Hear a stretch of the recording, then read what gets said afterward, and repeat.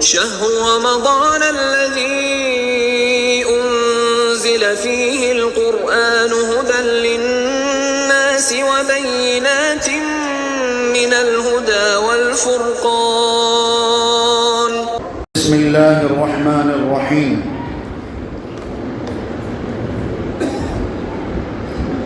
يا أيها النبي اتق الله ولا تطع الكافرين والمنافقين إن الله كان عليما حكيما.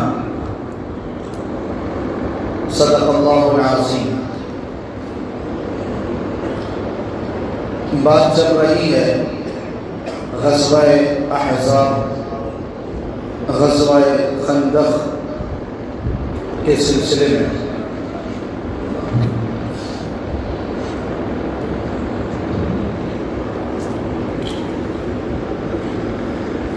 تو حضرت سلمان فارسی رضی اللہ تعالیٰ عنہ کے بارے میں نے کل بتایا، حق کی تلاش میں صحیح مذہب اور صحیح دین کی جستجو اور اسے حاصل کرنے میں انہوں نے تقریباً 250 یا پھر 350 برس لگا دیے،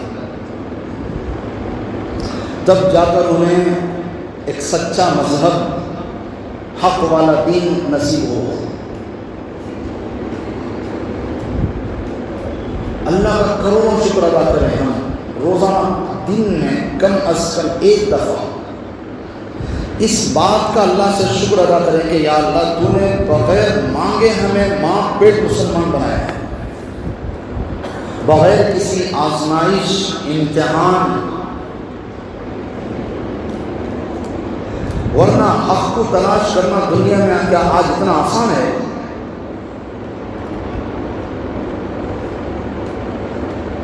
اور ایک مسئلہ یہ بھی ہے کہ قرآن پاک کے اندر بنی اسرائیل کا تذکرہ زیادہ ہے. کیوں؟ اس لیے کہ اس امت کے اور بنی اسرائیل کے حالات میں جو بگاڑ ہے وہ تقریباً ایک جیسے ہیں. ان میں جو برائیاں ہوں گی وہی برائیاں یہاں بھی پیدا ہوں گی. اور بنی اسرائیل کے اندر سب سے بڑی کمی اور کمزوری یہ تھی کہ وہ خاندانی مسلمان تھے، اس وجہ سے اپنی من مرضی کے دین پر چلتے تھے.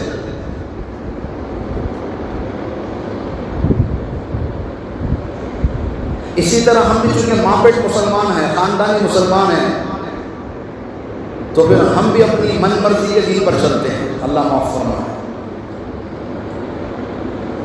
کسی سے پوچھ لو رمضان کے علاوہ بھائی کتنی نمازیں پڑھ لیتے ہو روزانہ؟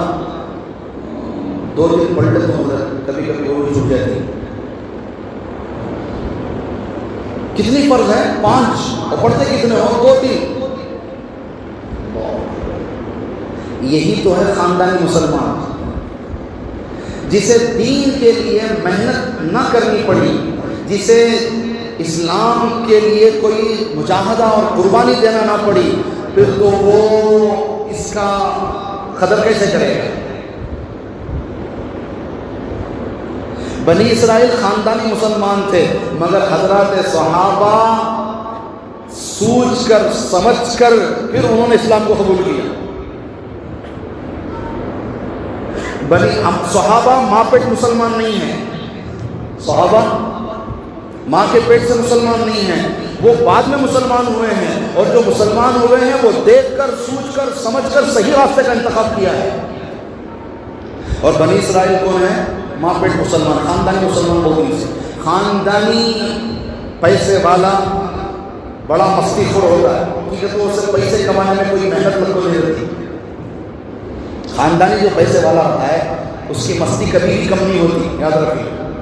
ایسے ہی جو خاندانی مسلمان ہوتا ہے اس کی بھی مستی کبھی ختم نہیں ہوتی. انہیں بھی جب دل میں آیا کام کر لیا، جب دل میں آیا چھوڑ دیا، کیا کی پسند وہ کر لیا، کیا کی پسند نہیں آیا وہ چھوڑ دیا. اور گمان کیا کہ ہمیں شراب پینے کا ہے، نہ ہمیں شراب بھی پیتے نہیں، زنا بھی کرتے نہیں، چوری بھی کرتے نہیں. جھوٹ ذرا بولنے تو کیا ہوا؟ ارے جس رب نے شراب حرام کیا اسی رب نے جھوٹ کو بھی حرام کیا ہے. بھائی فجر پڑھ لیتے ہو، ظہر پڑھ پڑھ لیتا ہوں، عصر گزرا ہوتا ہے، مغرب گزرا وہاں ہو جاتا ہے، شام کو تھک جاتا ہوں. یہ کیا مطلب ہے؟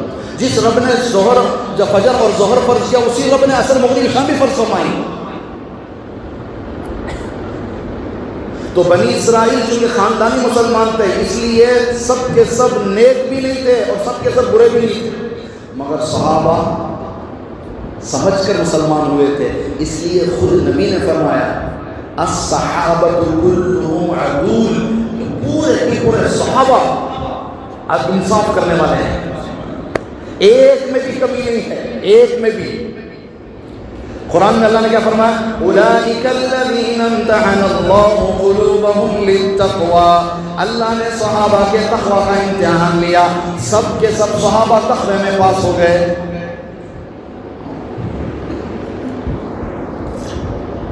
ایک صحابی میں کوئی گڑبڑ نہیں، کوئی کمی نہیں، پورے کے پورے نیک. اور بنی اسرائیل خاندانی مسلمانوں کو ذرا پیٹ بھر کر رہا ہے اور مستی زیادہ رہتی ہے. جیسے خاندانی پیسے والے کو مستی رہتی ہے، ویسے خاندانی لوگوں کو مستی رہتی ہے. اللہ کا کروڑوں شکر ادا کریں کہ اللہ نے ہمیں پیدائش مسلمان بنایا، کسی امتحان میں اللہ نے مبتلا نہیں فرمایا. موصل جو میں نے کل بتایا، حضرت سلمان فارسی گئے تھے، وہاں پادری کے پاس کچھ دن رہے. تو موصل جو شہر ہے، وہاں ایک بہت بڑا پادری ایک زمانے میں تھا، عیسائی. ان کے یہاں کمرے میں آپ چلے جائیں انگریزوں کے ملکوں میں، بچہ ہو، بڑا ہو، مرد ہو، عورت ہو، کسی کے کمرے میں جانے سے پہلے اجازت لے کر اندر جاتے ہیں، بغیر اجازت کے داخل نہیں ہوتے.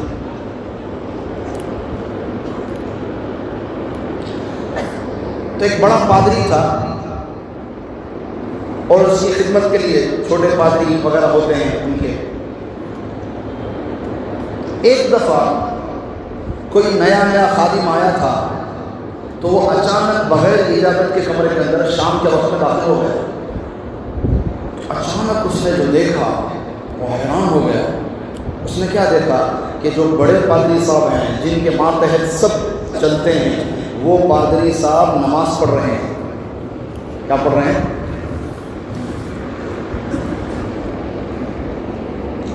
اس کی تو آنکھیں پھٹی کی پھٹی رہ گئی. یہ تو دن بھر عیسائیت پر تقریریں کرتے ہیں، لوگوں کو دعوت دے رہے ہیں، مگر رات میں نماز پڑھ رہے ہیں. تو پھر جب انہوں نے سلام پھیرا تو یہ وہیں پر کھڑا تھا حیرانی کے ساتھ دیکھتے ہوئے. تو انہوں نے کہا بھئی تم نے بغیر اجازت کمرے میں کیوں داخل ہو؟ تو اس نے کہا حضرت آپ نماز پڑھ رہے ہیں، یہ کیا بات ہے؟ تو انہوں نے کہا اسلام ہی سچا مذہب ہے، اسلام ہی سچا مذہب ہے، اس لیے میں ساری نمازیں پڑھتا ہوں. حضرت 5 وقت کی نماز پڑھتا ہوں. وہ تو تم نے آج دیکھ لیا، ورنہ آج کسی کو نہیں پتا تھا میں مسلمان ہوں. تو پھر آپ اپنے اسلام کا اظہار کیوں نہیں کرتے؟ تو انہوں نے کہا اگر میں اسلام کا اظہار کر دوں تو میری قوم مجھے جان سے مار دے گی. کتنی بڑی رکاوٹ ہے، دیکھو کتنی بڑی رکاوٹ ہے. جانتے ہیں اسلام سچا مذہب ہے، مانتے بھی ہیں، مسلمان بھی ہیں، نماز بھی پڑھ رہے ہیں، مگر ظاہر نہیں کر سکتے. کیوں؟ لوگوں کا ڈر، معاشرے کا ڈر، خاندان کا ڈر، علاقے کا ڈر کہ مار دیں گے لوگ، اس وجہ سے میں اظہار نہیں کرتا. کتنی بڑی رکاوٹ. اللہ نے ہمیں ایسی رکاوٹوں سے بچایا ہے. دوسرے علاقے کے ایک پادری کا قصہ. جب ایک بڑے پادری سے کسی چھوٹے نے پوچھا کہ حضرت آپ سچ بتائیں کہ ہمارا جو مذہب عیسائیت ہے یہ حق ہے یا اسلام صحیح ہے؟ تو انہوں نے 2 ٹوک کہا کہ اسلام ہی بالکل سچا مذہب ہے. تو پھر ہم سب کیوں نہیں مانتے؟ تو اس نے کہا عربوں سے ہمیں نفرت ہے، اس وجہ سے ہم نہیں مانتے. یہاں تعصب رکاوٹ ہے، نفرت رکاوٹ. صرف یہی نہیں، بہار، یو پی میں جنگ آزادی کے موقع پر آپ نے نام سنا ہوگا، سید احمد اسماعیل شہید رحمۃ اللہ علیہ، بہت اعلیٰ درجے کے بزرگ. اور جنگ آزادی کے بڑے مجاہد، آزادی جنگ میں بڑا حصہ حضرت کا رہا. اتنے اعلیٰ درجے کے حضرت بزرگ ہیں کہ حضرت کی خانقاہ تھی اور خانقاہ میں جتنے لوگ تھے وہ سب کے سب خلیفہ تھے. اتنی حضرت نے تربیت فرمائی تھی. وہ زمانہ چونکہ پہلے کا تھا تو غیر مسلم بھی پہلے خانقاہ میں آتے تھے عقیدت سے. کبھی پانی دم کرا لیا، کبھی بچے کو دم کروا لیا. تو سید شاہ اسماعیل شہید رحمۃ اللہ علیہ کے خانقاہ میں ایک مرتبہ ان کا عقیدت مند غیر مسلم آیا، حضرت سے کچھ بات چیت کرنے کے لیے آیا. تو وہ وقت مراقبے کا تھا، سب لوگ اکیلے بیٹھ کر سر جھکا کر اللہ کی یاد میں مشغول تھے. مراقبہ اسے کہتے ہیں. سب پوری دنیا سے کٹ کر ایک توجہ اللہ کی طرف کرنے کو مراقبہ کہتے ہیں. 5 منٹ روزانہ سونے سے پہلے مراقبہ کر لو، آنے والا دن تمہارے ایمان میں اضافہ ہو جائے گا. ہم کبھی اللہ سے تعلق جوڑتے ہی نہیں، تعلق ہی نہیں جوڑتے. 5 منٹ شروعات کرو، پھر آدھا گھنٹہ بھی بیٹھو گے تو تمہارا دل کو اطمینان نہیں ہوگا اور بیٹھنے کو دل چاہے. آنکھ بند کر لیں، سر جھکا لیں پوری توجہ کے ساتھ کہ تم اللہ کے عرش کو دیکھ رہے ہو. اللہ کے عرش سے اللہ کی رحمت تمہارے دل پر ڈائریکٹ اتر رہی ہے. تمہارے دل کے گناہوں کو اللہ کی رحمت پاک کر رہی ہے. کہ محسوس کرتے رہو آنکھ بند کر کے. پھر اس کے بعد جب دل اللہ کی رحمت سے پاک ہو گیا تو دل دھڑک رہا ہے. اللہ اللہ اللہ، یہ تم محسوس کرو گے انشاءاللہ. تمہارا دل بھی اللہ کہے گا. زبان سے نہیں بولنا، اس کو زبان سے نہیں بولنا، صرف اپنے دل پر توجہ ڈالیں. پھر دل کی سنیں، آپ کو اللہ سنائی دیں. ہر نماز سے پہلے 2-4 منٹ کا مراقبہ بزرگوں نے بتایا ہے. ہر فرض نماز سے پہلے 2-4 منٹ پہلے ہمیں آتے ہیں. جب آخری میں بھاگ بھاگ پاتی امام صاحب کڑ کر حکومت کرتی، موضوع بناتے رہتی، اسکینہ کڑ کر رہتی، پنچا کاٹ کے رہتا ہے، ٹوپی گھر میں رہتی ہے، بھاگ بھاگ کھڑے رہتے ہو. اور وہ بھی ایک بار تو نوے ہر بار وہ چالت ہے، ہر بار وہ چالت ہے. اور کہتا پرانا ساتھی وقتا مصروف میں رہتا ہوں میں، کہتا ساتھی پرانا رہتا ہوں میں، کب بھی اس کی ایک رکعت چھوٹ کر دے. یہ میرا تجربہ.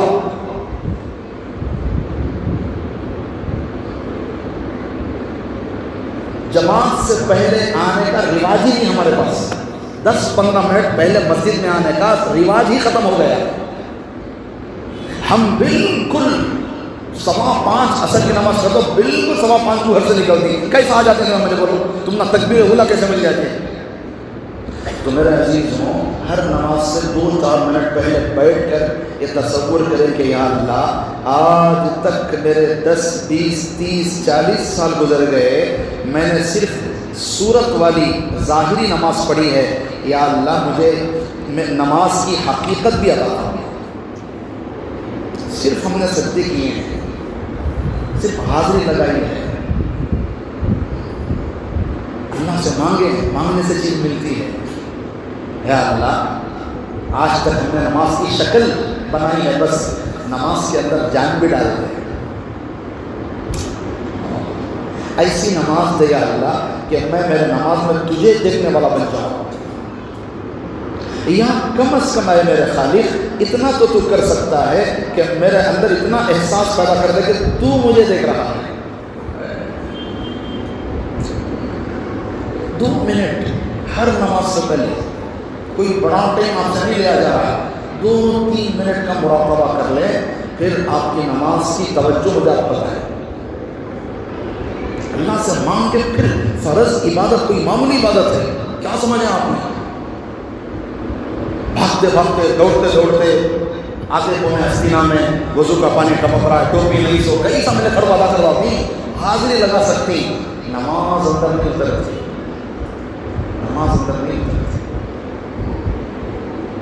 تو کیا بتا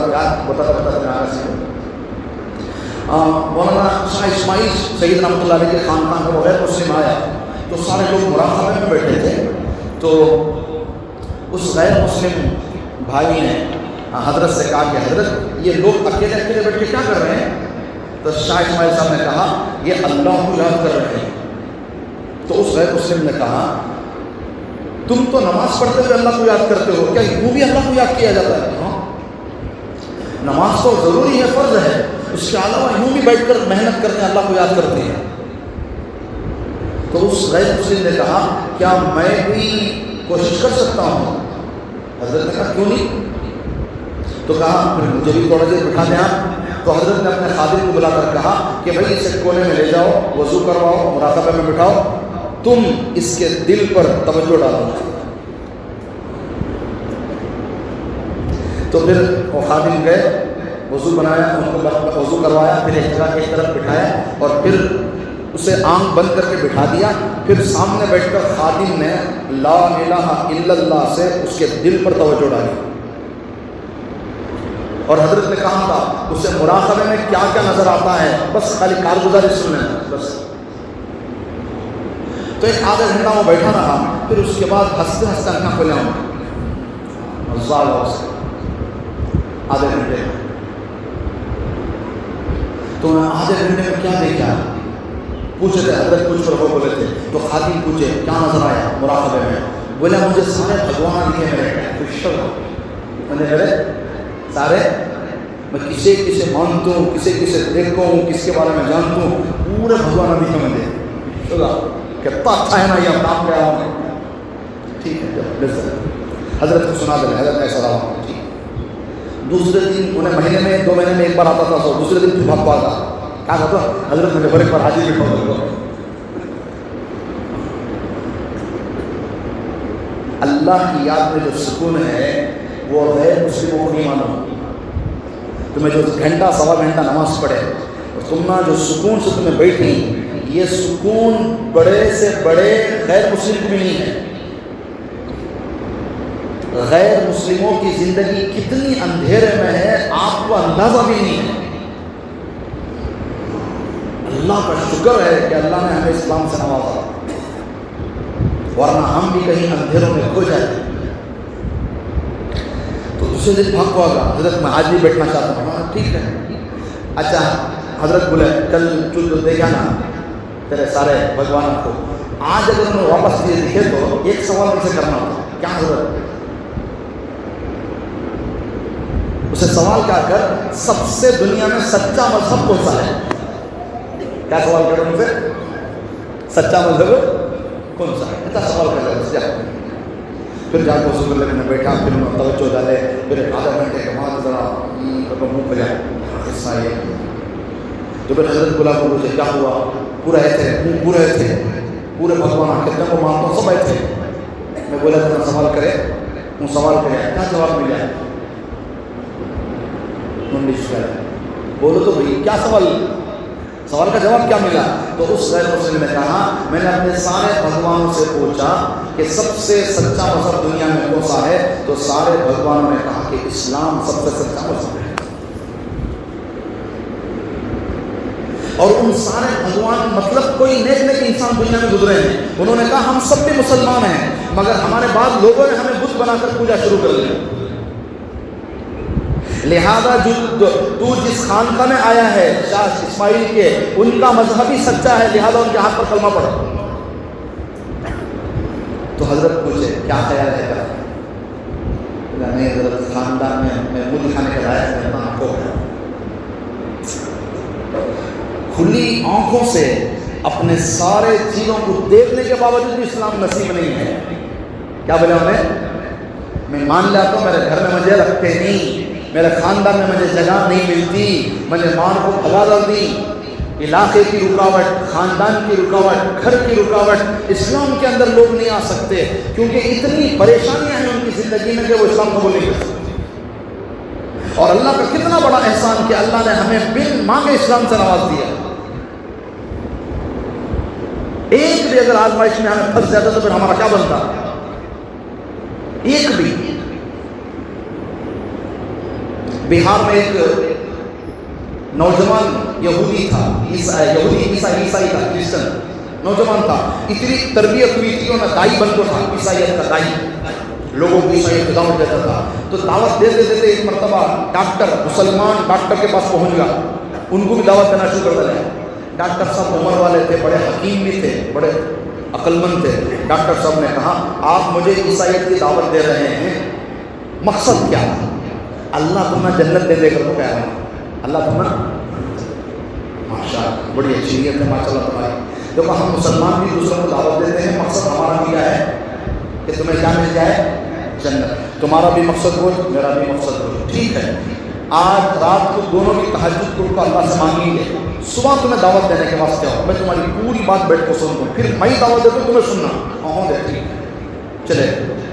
اگلے دن راتوں میں دعائیں ہوگی دونوں کی. پھر اگلے دن پھر کلینک کے اندر وہ نوجوان عیسائی آیا اور ڈاکٹر صاحب کو عیسائیت کی دعوت دینے لگا.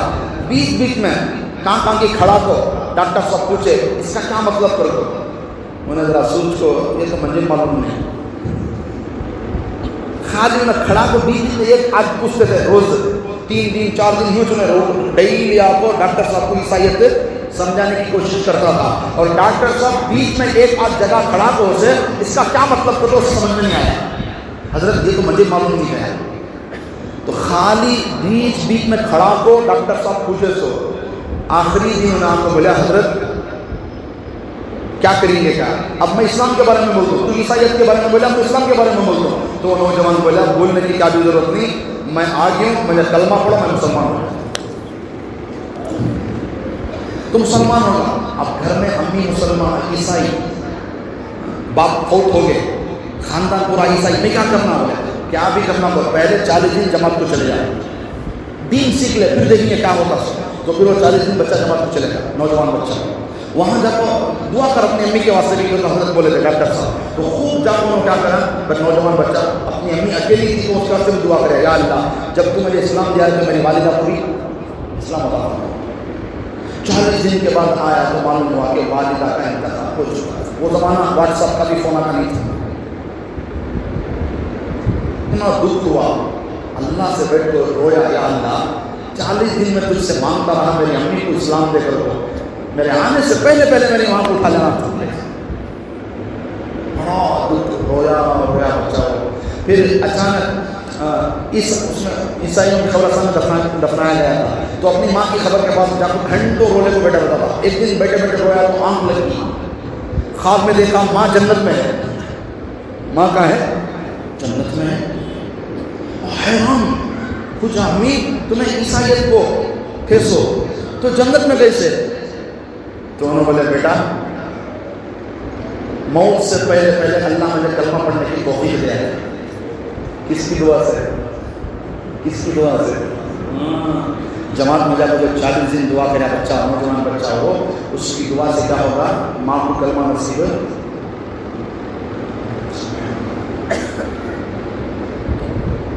جا کر ایک بار خالہ سے ملنے جا رہا. کیا بولے؟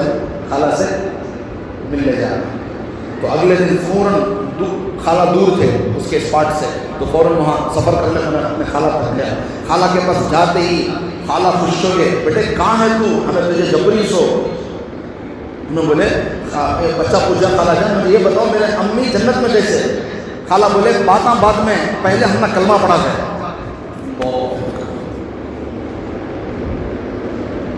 کیسے؟ پہلے کلمہ پڑھ کر مسلمان ہو گئے پورے. بعد میں بولے خالہ میرے خواب میں تیری امی آئی تھی اور مجھے بتائی اللہ میرے بیٹے کو اسلام دے ڈالیا, منجے بھی مرنے سے پہلے اسلام دے ڈالیا. اور منجے بولی میری بہن یہ کلمہ پڑھو تو میں بھی مسلمان ہو جاؤں. مجھے کلمہ یاد نہیں ہوا, اس وجہ سے تجھے جبریوں تو ابا آنا کلمہ پڑھا مجھے. یوں اللہ دینے والوں کو اسلام سے نوازتے ہیں, ورنہ پھر ساری زندگی آزمائش میں چلتے رہو گے, گھومتے رہو گے, پھرتے رہو گے. بہت بڑی آزمائش سے اللہ بچا لے. سننا ماں پیٹ مسلمان بنا. تو حضرت سلمان فارسی رضی اللہ تعالیٰ عنہ جو حق کی تلاش میں 250 سال 350 سال لگے, کوئی معمولی بات نہیں ہے. تو اللہ کا بڑا احسان ہے. تو بس میں اور آپ یہ کوشش کریں ہم خاندانی مسلمان سے نکل کر حقیقی مسلمان بننے کی کوشش کریں انشاءاللہ.